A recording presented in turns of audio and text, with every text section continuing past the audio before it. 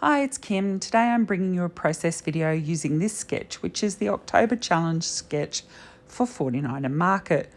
My layout's got made using the vintage Artistry in the Leaves collection, and I'm scrapbooking that photo of my son on his 15th birthday when we were visiting Arrowtown in the South Island of New Zealand, and I got him to pose in the autumn leaves, which were just beautiful. So as I said, I'm using the In the Leaves collection. The base paper that I'm using is autumnal. The colours in these papers are just gorgeous, and using a sketch means that a layout comes together really easily because all you have to think about is what you're going to use, not where it's going to be on the layout. So what I'm doing here is creating a layered papers or embellishments underneath the photographs. So in the sketch, you'll recall there were two photographs sitting side by side just at an angle. I've decided I'm going to use that one photograph, including with the new stitched frames, and the second photograph I'm going to replace with a journaling spot so that I can write some details about the photo. So you can see there that I've used a backing piece from the frames set, and this is a journaling piece which I have cut out, inked the edge, and I'm slotting in there. So you can see that that's going to replace my second photograph. And this is the photo of my son slotted in with the frames. So the layers underneath will just peep out around the sides to give some colour behind the photo and separate it from the background. I'll also add some little ticket pieces and other ephemera pieces in around the edges and between the photograph and the journaling block. So I'm just distressing and inking the edges of all of these pieces to give them a rougher textural look, and then the inking helps tie them in with the rustic tones of this collection. So just some more ephemera pieces there. And then that little tie at the bottom is actually from the new whitewashed frames, chipboard frames that are coming out, I think, soon. And they have these gorgeous little dangly tag bits out of chipboard that come with those frames. And so I've just used one at the bottom of this photo/journaling cluster.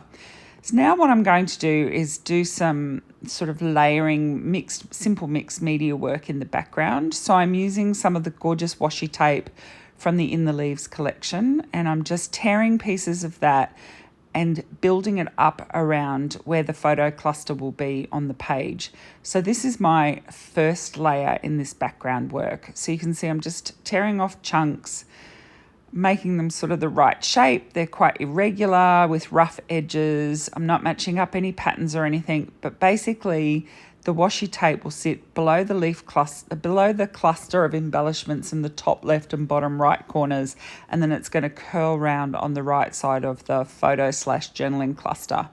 I'm just using a little bit of the ink that I inked the edges of everything with, the same ink, and smushing, is that a word? The edges along the edge of the washi tape so that it blends in more with the background paper, because I don't want it to stand out completely.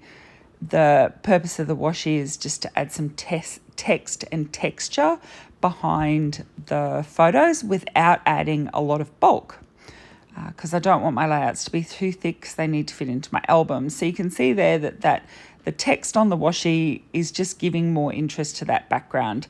Now I'm going to use some stamps from Always Together stamp set. So that's sort of like a journal ledger sort of stamp, this one. And so I'm just putting that again over the washi tape in the areas where there will be clusters of embellishment in that top left and bottom right corner. And then I've added another sort of a bit along the bottom edge of the photo of where the photo journaling will be. Then I used another stamp from that collection, so the Always Together stamp set, just to add some more little bits around where that ledger stamp was. And so again, this is all just about creating texture and interest without adding bulk. So now I'm going to use some of the splotch rub-on transfers from the In the Leaves collection. These, along with all the rub-ons that 49 and Market does, are just beautiful. So I've picked a selection of those, and again, they're going in that top left and bottom right corner to create those layers that will be in, around and below the clusters of embellishments in those spots. So I'm just picking a number of the different colours out of those rub-on transfers and rubbing them in all those different spots. I simply use my thumbnail to rub these off. They go on so easily, and it's really not a big effort. There is a tool that comes in with the rub-on transfers, but I find that I don't need to use it. So I was just using some paper towel there to make sure that there was no extra ink. I did use a permanent ink so that when if I were to add any wet mixed media, it wouldn't run or anything.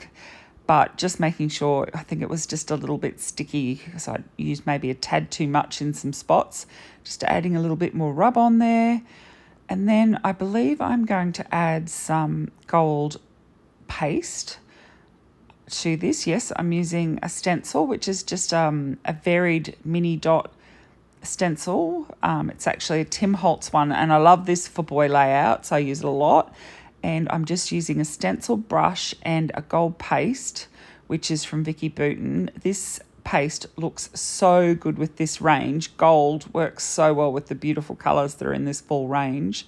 So I'm just adding little splotches of that gold paste. So I'm not using the whole stencil, just bits and pieces of it, again, in those spots where the embellishment clusters are going to be.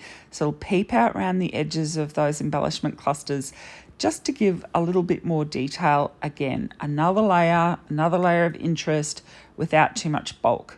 So now I'm putting a little bit of the paste on my mat. So this is a glass mat, and that's my mixed media mat on the side there. I add a little bit of water to it, and now I'm adding some splatters again in those same spots. Again, another layer, another bit of interest. So I just move my way around the layer, adding splatters. It's always a good idea when you're adding splatters to turn your layout so that the splatters fall in at different angles and you get good coverage where you want them. So I'm just working my way around there. I just tap my brush off with my finger to get those splatters to fall. Always use a round brush too, which will make help ensure your splatters come off the brush easier because it can hold more water. And always make sure you clean up your brushes and stencils quickly after using paste, otherwise they'll dry in it and it will ruin them. So I did cut that bit out of the video, but I cleaned up straight away. Again, just rolled over my paper towel there, and you could see that beautiful glimmer and shine on the paper. I mean, the papers are gorgeous anyway, but I think the little bit of gold and the stamping and the washi tape just bring even more interest to the beautiful backgrounds. So I am going to glue down now. I'm going to cut out a lot of this. Oh no, I think I leave in this section of the gluing down, but I may take out some of the other gluing down later on in this video. But what I'm doing now is I'm just gluing back that cluster of layers of paper that's underneath the photos. And I like to do this wherever I can, separate from the background, because that means once it's all together, I can move it around and make sure I get it in exactly the right place before I glue it permanently to the background paper. So this is loose at the moment, so I'm gluing these layers down to create this cluster, and then I'm just going to be able to shift it around, make sure I get it in exactly the right place before I attach it permanently. With the frame here, because I've used layers of foam tape so that the photo does pop up off those background pieces, and I'm trying to get the frame to just stick on the edges of the photo, which it didn't really want to cooperate, so I end up building up the edge of that frame with just a little bit of foam tape as well, so that ensures that it's all held in place and that it's not going to go anywhere. So just sticking those in. So the photo ended up being 2 layers because there's one layer below the journal block and then 2 layers below the photo, so it stands up even more from the journal block. And then I'm putting these ephemera pieces. So these are from the In the Leaves ephemera pack. Just popping those in beside the photo. That little chipboard tag piece that I spoke about earlier and some little more ephemera pieces here.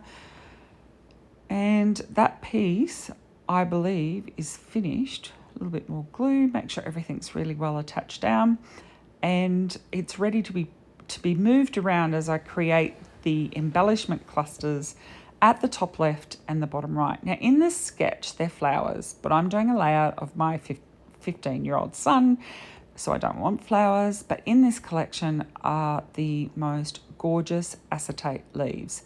Now some of these are clear with the colour and some have a white background with the colour, and so I'm just picking a selection of those to get the look that I'm after.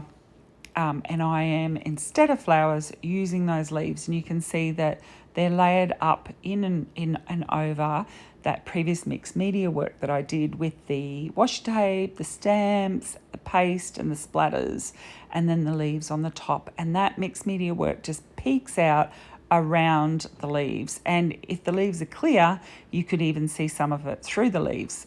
There's detailed shots of this layout at the end of this video where you'll be able to see better that mixed media work and how it works with the leaves. So you can see here I'm just gluing down now that I've decided exactly where this photo cluster is going to go. And then I glued down all of the leaves, and I've just used a wet glue. I like art glitter glue, works really well with these acetate pieces. So they all stuck down, and now I'm putting the title pieces at the bottom. So I've used 2 ephemera pieces to create the title, which is in the same spot as the title in the sketch. I stick that love down, and then I do believe I pull it back up and go, I should have inked it. And I ink it with the same ink that I've been using, which is a distress ink that I've been using on this layout. So just quickly dash around and stick that back down. And now I'm going to ink the edges of the whole layout just to pull the layout together. This is always very difficult to capture in still photos because getting it square, you generally end up cutting off the edge. So it's good that you can see in the video that the little bit of inking around the edge makes a difference to how the layout finishes coming together. So just checking things out there and happy with how it's looking so far. And I'm going to add my journaling. I am a strong believer in journaling on scrapbooking layouts because when I look back at my layouts now, it's the journaling that I love to read and the memories it brings back with the photographs. So just add a few words about where the photo was, what it was for, and the date. And now I'm just sticking some of the wishing bubbles and trinkets from that range, so from the In the Leaves collection, down around each of those areas of embellishment clusters. And I've put a little butterfly, orangey yellow butterfly there on the side near where the mixed media work was in the top. So those splotches of the rub-on transfers, because you'll recall in the sketch there was like a line of bobbly texture behind the photos that ran from the top right to the bottom left corner. So that butterfly's up near there. And just a few more of these really cute epoxy stickers, the wishing bubbles and trinkets. And I believe that layout is done. So as I said, there's some still photos to come. Thanks very much for joining me today, and I hope you enjoyed watching this process video, and I will be back with you again soon. Thank you.